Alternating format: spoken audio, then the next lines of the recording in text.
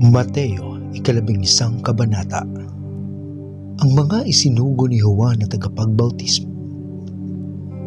Pagkatapos ng mga tagubiling ito sa kanyang 12 alagad, umalis si Jesus upang magturo at mangaral naman sa mga bayang malapit doon.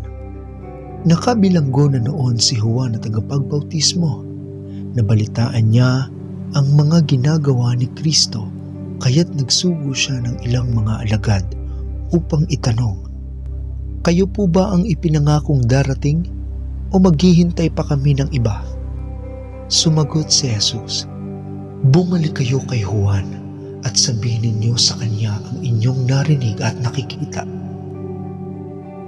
Nakakakita ang mga bulag, nakakalakad ang mga pilay, gumagaling at lumilinis ang mga ketongin, nakakarinig ang mga bingi, muling nabubuhay ang mga patay, at ipinapangaral sa mga mahihirap ang magandang balita.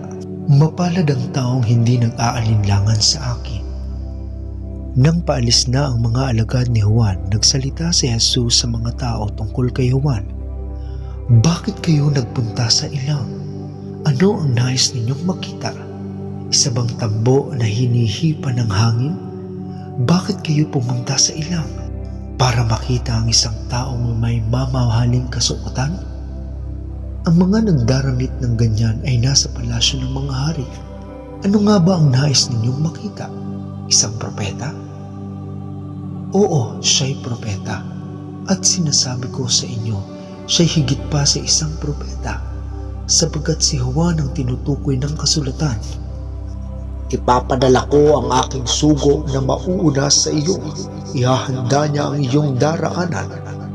Tandaan ninyo, higit na dakila si Juan na tagapagbautismo kaysa sino mang isinilang sa daigdig. Ngunit ang pinakahamak sa kaharian ng langit ay mas dakila kaysa kanya. Mula nang mangaral si Juan na tagapagbautismo hanggang ngayon, ang kaharian ng langit ay sapilitang ipinapasakop ng mga taong mararahas, sapagkat hanggang sa dumating si Juan, ang mga propeta at ang kautusan ang siyang nagpahayag tungkol sa paghahari ng Diyos. Kung naniniwala kayo sa pahayag na ito, si Juan na nga ang Elias na ipinangakong darating. Makinig ang may pandinig. Saan ko ihahambing ang mga tao sa panahong ito? Ang katulad nila'y mga batang nakaupo sa plaza at sumisigaw sa kanilang mga kalaro. Tinugtugan namin kayo ng plauta ngunit ayaw ninyong sumayaw.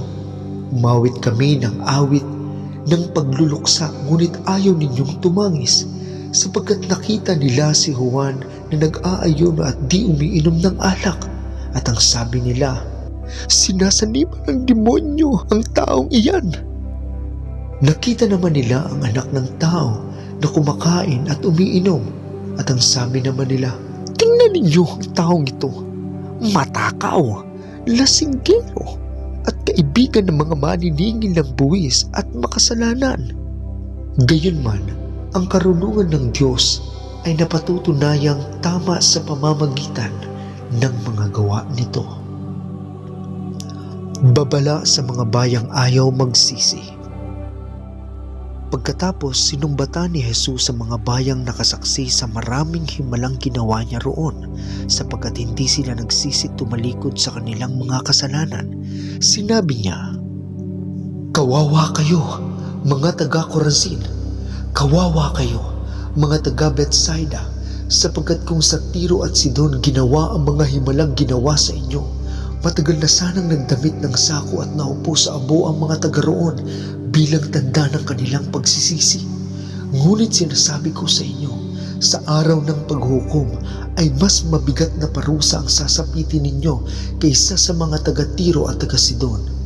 At kayong mga taga-Kapernaum, maaaring itaas ninyo ang inyong sarili hanggang langit, ngunit ibabagsak kayo hanggang sa daigdig ng mga patay. Sapagkat kung sa Sodoma ginawa ang mga himalang ginawa sa inyo, sana'y nananatili pa ang bayang iyon magpahanggang ngayon.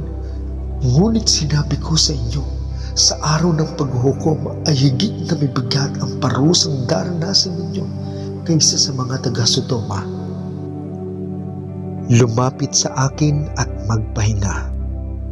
Nang panahong iyo'y sinabi ni Jesus, Ama, Panginoon ng langit at lupa, salamat sa iyo sapagkat inilihim mo ang mga bagay na ito sa marurunong at matatalino at inihayag mo naman sa mga may kaloobang tulad ng sa bata.